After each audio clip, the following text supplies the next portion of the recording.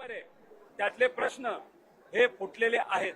आम्हाला असं कळतंय की 3 अधिकाऱ्यांची नावं एफआयआर मध्ये आहेत, अजून एफआयआर आमच्यापर्यंत आलेला नाही आणि इतर 6 लोक त्याच्यामध्ये आहेत, त्यांची नावं सुद्धा आमच्यापर्यंत आलेली नाही।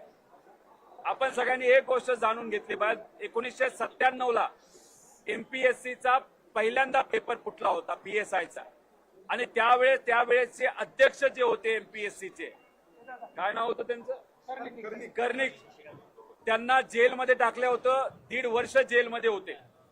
आता विद्यार्थ्यांची मागणी आहे, आमची सगळ्यांची मागणी आहे की एफडीएचा हा जो पेपर इन्स्पेक्टरचा फुटला, त्याचे जे प्रश्न फुटले, त्याच्याच बरोबर एक्साईजचा जो इंटरनल लेवलची परीक्षा असते त्याचं मार्किंग पॅटर्न फुटलं।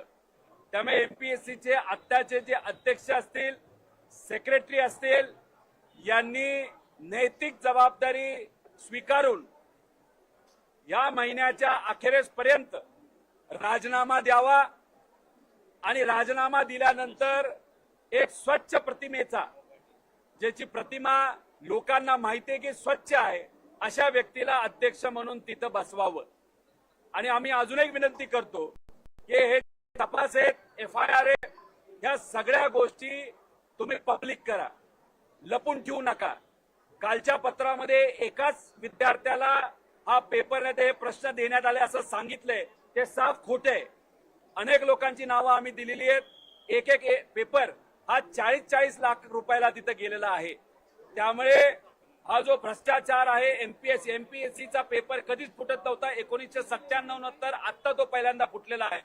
त्यामुळे कुठेतरी मुलं आता घाबरलेली आहेत, कारण का ह्याच्यातून आपण जर बघितलं तर पीएसआय असेल, डेप्युटी कलेक्टर, तहसीलदार या मोठ्या मोठ्या पदाच्या परीक्षा सुद्धा एमपीएससीतून घेतल्या जातात। एक पेपर फुटला तर बाकीचे सुद्धा पेपर फुटू शकतात असं आता विद्यार्थ्यांना वाटत आहे।